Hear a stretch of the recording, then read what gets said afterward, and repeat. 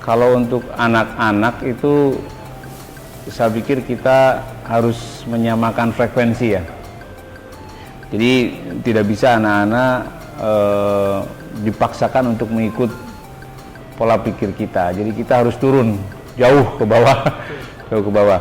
Sehingga model-model interaktif mengikut sertakan anak-anak di dalam sebuah kegiatan itu merupakan suatu pembelajaran yang barangkali ya untuk dewasa ini diperlukan.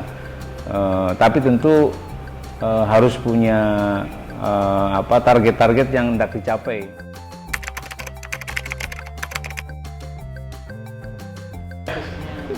Saya pikir setiap perubahan kurikulum itu ada indikasi atau ada dampak yang sangat signifikan terhadap berbagai macam perubahan sistem pendidikan ini.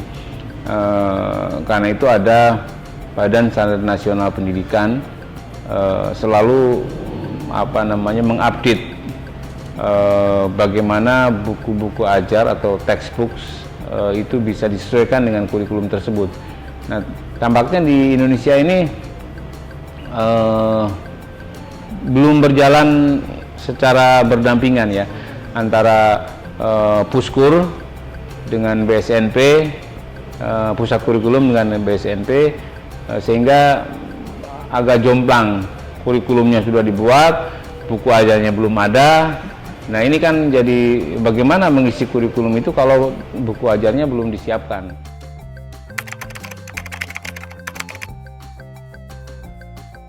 Jadi kalau bisa tidak hanya sebagai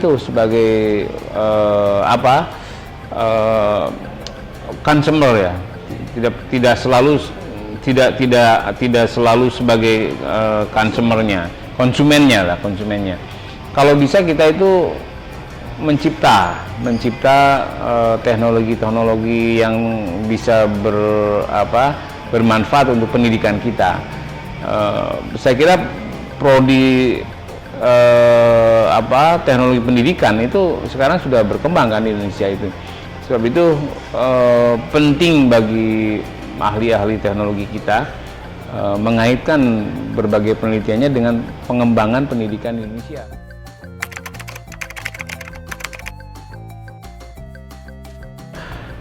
Saya kira dengan perkembangan teknologi dewasa ini di negara-negara maju sudah dimanfaatkan itu. Itu kan hanya media. Tetapi kita mestinya dengan kondisi yang tadi disampaikan bahwa bagaimana bentuk sumber-sumber belajar itu adanya di sebuah gadget ya. Itu mesti ada satu implementasi yang berbeda tentunya, terutama terkait dengan bagaimana siswa masih tetap diperkenankan untuk melakukan suatu kegiatan menulis, karena literasi itu kan membacanya dari gadget barangkali, tidak dari buku ya, tapi menulisnya itu harus tetap dibiasakan lah, karena kalau hanya membaca tidak menulis itu juga saya kira kurang balance-nya kurang bagus.